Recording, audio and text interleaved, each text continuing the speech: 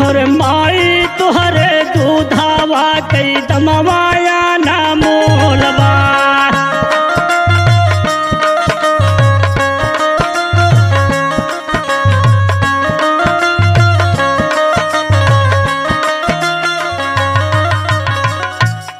गोपी चंदा कहते ने माई करम जोन के हो के लिखा रहला केहू बाँच के ना सुनाए पावत माई। कागज पे जोन लिखा रहला सब केहू बाँच के सुनाए देला माई।